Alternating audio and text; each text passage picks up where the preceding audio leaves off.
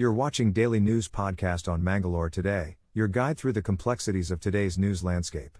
From local achievements to challenges we face, we're here to bring you the full picture. In a bid to revolutionize mathematics education, a workshop titled Mathematics Integration with New Technology was conducted at Dr. Emramana Shetty English Medium High School, Tokuru. The workshop saw the presence of esteemed dignitaries including Mr. N. Vinayahegde from Nidhi Institutions, Dr. R.V. Sairam Rudrabatla and Dr. Shobha Rudrabatla from Penn State Harrisburg, and Dr. Suryanarayan K. from N. Mamit Nidhi. Mr. Vinayahegde highlighted the significance of technology in education, urging teachers to embrace modern tools. Guest speakers stressed the importance of active learning and creative thinking in modern pedagogy. The workshop, attended by mathematics teachers from 18 CBSE schools in Udupi and Dakshina Kannada districts, aims to foster innovative teaching practices and enhance student engagement. The event witnessed encouraging messages from Mr. Pushparaj Chauta and school principal Mrs. Srilatha Rao, emphasizing a transformative shift towards digital age teaching methodologies. In Belthangady, South Indian YouTuber Manaf from Kerala made an appearance at the Special Investigation Team SITE office around 12:20 p.m. yesterday. To evade media focus, he took an undisclosed entrance route. Manaf faced scrutiny after posting videos on his channel, notably one featuring the head-shaving custom at Dharmasthala. Following a summons by the site, he came in for questioning. Deputy Chief Minister D.K. Shivakumar has extended his support for declaring Tulu as Karnataka's second official language. Speaking at an event in Bengaluru, he assured that the demand would be discussed in the state cabinet meeting.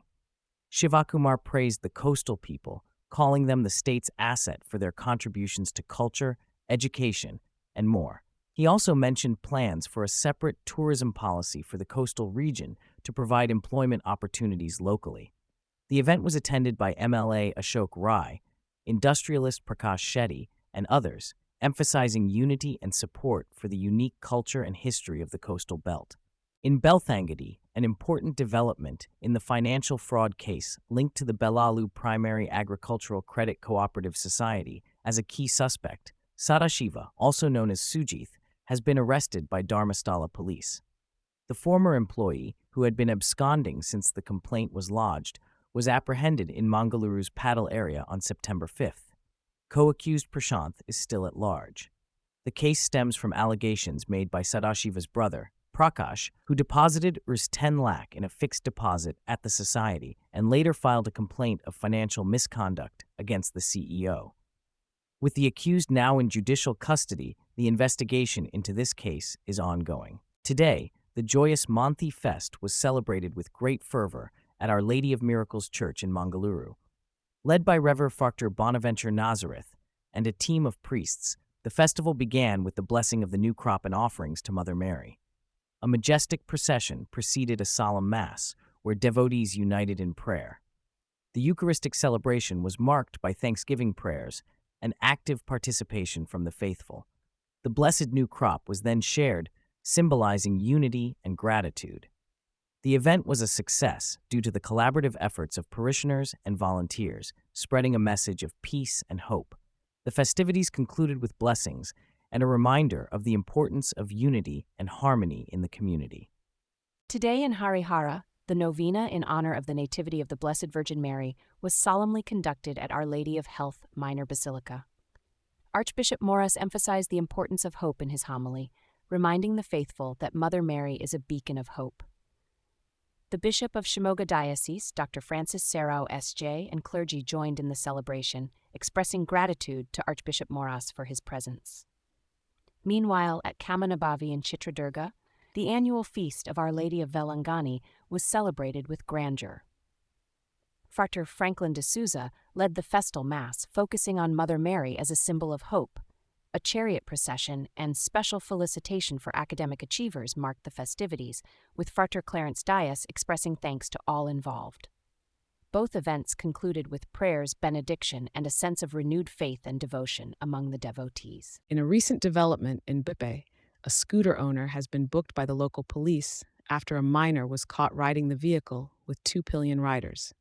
The incident took place during a routine inspection at Bajpe Peat on the evening of August 25th. The police, led by a PSI, stopped the scooter around 6:35 p.m. and discovered that the rider was underage. It was later revealed that the vehicle had been given to the boy by his parents.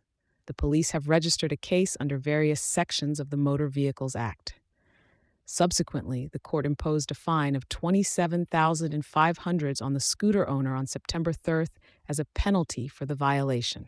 Today, on the birthday of Mother Mary, Christians along the coastal belt of Mangaluru are observing the unique and joyous Monthi Fest or Harvest Festival. This festive occasion is a blend of honoring Mother Mary and celebrating the harvest season that marks September in coastal Karnataka. The faithful offer flowers and the first sheaves of the new harvest in procession, giving thanks for the blessings received. Churches are filled with prayers and devotees as priests bless the newly harvested paddy during Mass, symbolizing unity and togetherness. Families come together to prepare sweet dishes with the blessed grains, strengthening family bonds. The celebration at Bondel St. Lawrence Shrine, led by Rev. Father Andrew Leo de Souza, showcased the rich tradition of over 300 years. Children gather flowers, farmers offer their yield to God, and everyone prays for a prosperous harvest in the year ahead. This festival resonates with messages of unity, gratitude, and the true essence of festivals that bring communities and families together. In Bindur, a temple priest named Guru Murthy J. Hegde fell victim to an online scam, losing several lakhs of rupees. The 31-year-old priest of Uppunda Durga Parameshwari Temple received a link on his mobile phone promising high returns for completing online tasks. Believing the offer, he transferred a total of over 6 lakh to different bank accounts. Unfortunately, the fraudsters did not uphold their end of the deal, leaving the priest cheated. An investigation is underway, with a case registered at the Bindur police station. Ramakrishna Mission in Mangaluru has restarted its monthly Shramadan initiative to clean the city under Swachh Mangaluru Abhiyan. Volunteers actively cleaned Kadri Main Gate and Malakata, giving special attention to saxophone legend Kadri Gopalnath's memorial. They cleared litter, plastic waste, shrubs, and weeds to enhance the surroundings. Local organizations like Yuva Friends Kadri and Kadri Youth Friends teamed up with Swachh Mangaluru Foundation for this cleanliness drive. Prakash B. Salian, a former MCC councillor, emphasized the importance of community involvement in maintaining cleanliness. He stressed on waste segregation and responsible waste management for a cleaner and greener Mangaluru. The monthly Shramadan initiative is back in action after the monsoon break. In a developing story from Mandya district, tensions rose during a Ganesha idol immersion procession in Mangalore, leading to a stone-pelting incident. Former BJP MP Prathap Simha accused the Congress government in Karnataka of failing to maintain peace, calling it a Taliban government. He highlighted the recent pattern of communal incidents escalating under the current leadership. Questioning CM Siddaramaya's statement on the peaceful nature of Muslims, Simha condemned the violence during the procession, emphasizing the need for harmony during religious celebrations. This incident sparks concerns over community relations and calls for immediate actions to ensure safety and unity in the region. Stay tuned for more updates on this developing situation in our coverage on Mangalore Today. In a significant development, the Supreme Court has directed the Election Commission of India to accept Aadhaar as the 12th valid document for inclusion in Bihar's electoral rolls during the ongoing special intensive revision. The court emphasized that while Aadhaar cannot establish citizenship, it remains a valid indicator of identity and residence. This decision came after complaints that election officials were not recognizing Aadhaar despite earlier directions. The order mandates the ECI to treat Aadhaar on par with the other notified documents and verify its authenticity for establishing a voter's identity and residence. The controversy surrounding the inclusion of Aadhaar has become a major political issue ahead of the Bihar Assembly elections. Opposition parties allege that genuine voters are being disenfranchised, while the ECI maintains that the revision is necessary. The court's directive aims to ensure that genuine citizens are included in the rolls, while preventing those claiming citizenship based on forged documents. The SIR has sparked protests and discussions among political parties, with both the government and the opposition presenting differing perspectives on the revision process. In a major development, at least 8 people lost their lives and more than 100 were left injured in a series of violent protests in Kathmandu, Nepal. The Gen Z protesters took to the streets to demonstrate against corruption and the government's ban on various media apps. The clashes escalated as protesters defied curfew regulations and breached restricted areas near Parliament, prompting the deployment of the army. Police resorted to using water cannons, tear gas, and rubber bullets to disperse the crowds, who were hurling objects and shouting anti-government slogans. The unrest led to the imposition of an extended curfew in high-security zones across the capital, including the president's residence and the prime minister's residence. The situation intensified further as protesters managed to enter the parliament compound. The protests were fueled by the government's recent ban on social media platforms, which has sparked outrage among the youth, who accuse the authorities of curbing free speech and turning a blind eye to widespread corruption. The demonstrators are demanding an end to the ban and a crackdown on corruption. Amid the chaos, journalists have also faced injury, with one reporter currently hospitalized after being hit by a rubber bullet while covering the protests in Bhaneshwar. The authorities have now enforced a curfew in parts of Pokhara as well, following escalating tensions in the region. In a recent development, the Enforcement Directorate, ED, carried out another raid at the residence of Chitradurga MLA KC Virendra Puppy in connection with an alleged illegal online betting racket worth over 2,000 crore. During the raid, 2 cloth bags believed to be holding valuable items were seized from a locker. It is speculated that the bags might contain gold, though this is yet to be officially confirmed. This raid comes after a previous search where luxury cars were confiscated. The MLA, who was apprehended in Sikkim, has been under ED's scrutiny with his bank accounts and the banks linked to him being investigated. The ED's efforts are focused on unearthing the complete picture of financial transactions and illicit activities related to the case. Tension erupted in Madar town, Mandya district, during Lord Ganesh idol immersion, leading to communal clashes on Sunday. The situation escalated with stone pelting by miscreants from another community, causing widespread unrest. Police intervened as clashes broke out during the Ganesh procession in Ram Rahim Nagar. Superintendent of Police Mallikarjun Baladandi rushed to the scene, deploying additional forces and imposing prohibitory orders to prevent further escalation. The Ganesh immersion proceeded under tight security measures, with a significant police presence in sensitive areas.